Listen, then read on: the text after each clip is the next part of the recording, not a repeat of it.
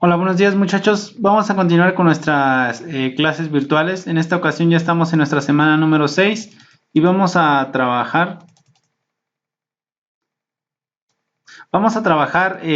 peces marinos y vamos a entrar a nuestra unidad 4, que en la unidad 4 vamos a enfocarnos esta semana únicamente a sapos y ranas.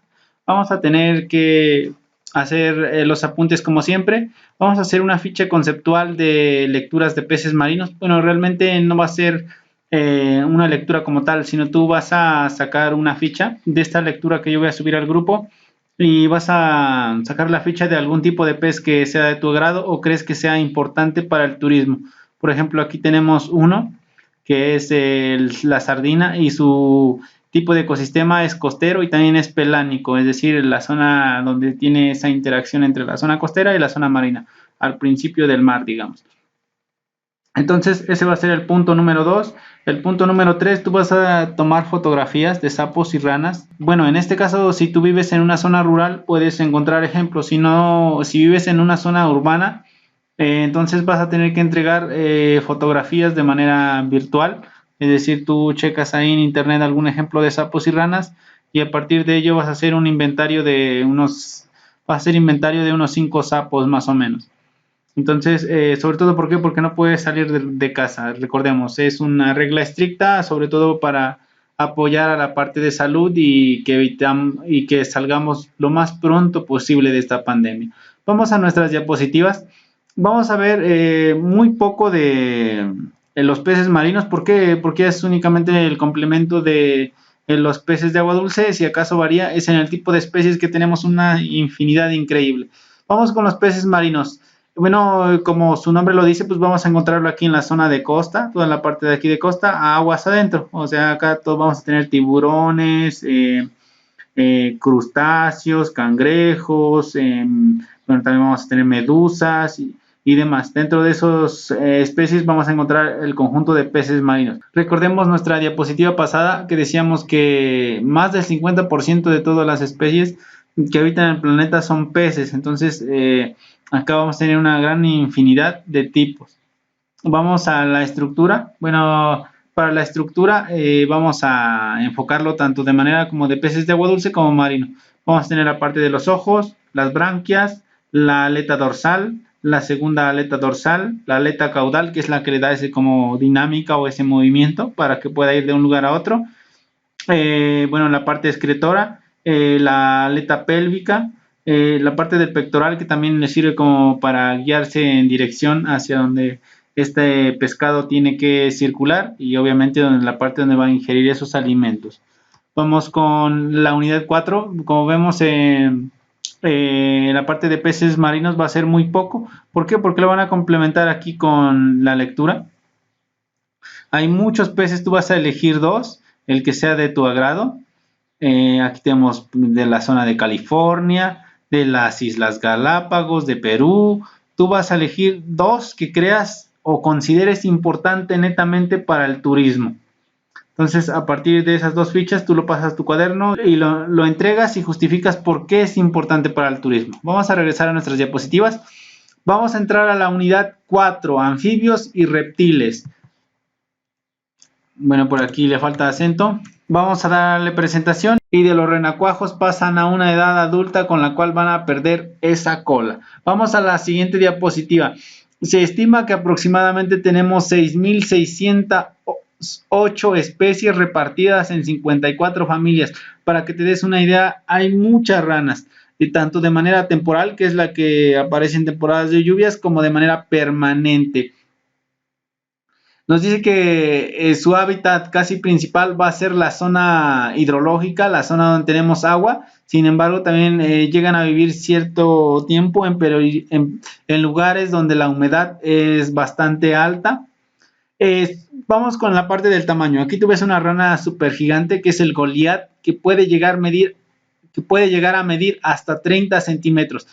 Sin embargo, tú puedes ver ranas súper pequeñas, desde 8.5 milímetros, para que te des una idea, es menos de un centímetro, más o menos tu goma con la cual estás borrando los apuntes. Vamos a la siguiente diapositiva. Acá decíamos que se desarrollan por ciertos periodos, ¿no? Tenemos la larva como tal, aquí tenemos todos. Si tú dejas en tu charco que entren las ranas, podrías ver este proceso como tal. Después nacen los renacuajos y finalmente pierden la cola, se forman las ranas. Bueno, vamos a hablar con un poco de historia. Se le denominó ranas o sapos porque en un principio a los dos tipos de anuros que se encontraron principalmente fueron en la península ibérica. En general toda la parte de la zona de Europa, ellos le denominaron este término, razón por la cual a todas las especies de ranas y sapos se le utiliza, se le denomina ranas de manera indiscriminada. ¿Qué quiere decir? Que tú ves cualquier sapo, con que digas ranas ya das a entender que es para toda la familia, para todas las especies. Vamos a la siguiente diapositiva.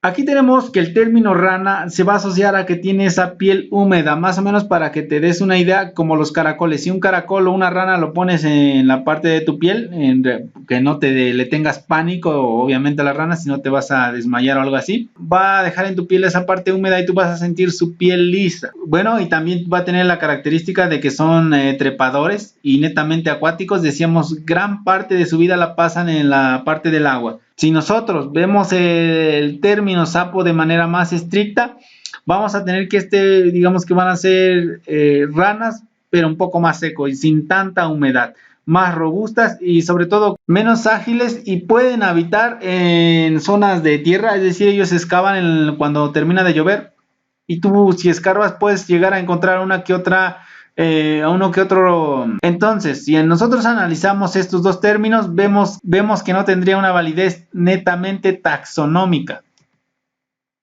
Para la parte de morfología, nosotros para las ranas vamos a tener una boca ancha, tal cual como lo vemos aquí. Sus dientes son diminutos. Los ojos están provistos de párpados, es decir, como que se mueven, y los oídos no tienen pabellones externos. ¿Qué quiere decir eso? Que no se alcanza a diferenciar uno. Aquí vemos una especie, pero realmente de la metamorfosis, ¿no? Cuando se está cambiando de renacuajo a su edad adulta. Acá vemos otro ejemplo ya como tal.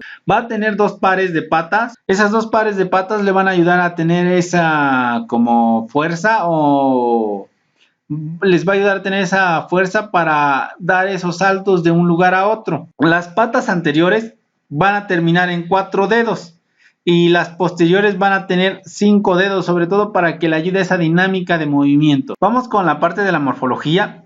Ellos van a tener de este lado una columna, una vértebra, que también les ayuda a dar ese impulso, esa fuerza que requieren para cambiarse de un lugar a otro. Acá también nos dice que la fase larvaria o los renacuajos, su vida o su temporalidad de vida la lleva netamente en la parte acuática. Únicamente salen cierto tiempo para vivir en zonas terrestres, sobre todo ya cuando empiezan a desarrollar esas patas. Acá podemos ver las patas que mencionábamos. La alimentación, bueno, para la parte de la alimentación se va a presentar de manera diversa en los invertebrados. Pueden capturar diferentes insectos con la parte de su lengua retráctil mencionábamos, la parte de los crustáceos, arácnidos, arañas o miriápodos, algunos pequeños vertebrados como pueden ser ratones. Los ratones es un clásico para las ranas que pueden llegar a vivir en zonas húmedas, no tanto con la parte hidrológica. Y lagartijas pequeñas. Su alimentación son similares a los pumas, a los pardos. Ellos cazan en silencio, se mantienen, digamos, en el sitio, observan a sus presas cercanas a ella, ya es cuando empiezan a cazar. La parte de reproducción, bueno, aquí la parte de la fecundación de los sapos se lleva de manera peculiar. Su dinámica de cortejo lo llevan con el cantar de los sapos, lo llevan con el cantar de su especie. ¿Qué quiere decir esto? Cuando tú escuchas cantar esta especie, realmente es como una señal de cortejo. Cuando ellos cantan, atraen a la especie femenina. A partir de ella es como su dinámica de generar una nueva colonia. Es su dinámica de cortejo para generar y seguir creciendo a la colonia. Bueno, como toda especie ha sufrido ciertamente evolución, nosotros los humanos también hemos sufrido evolución. Hablamos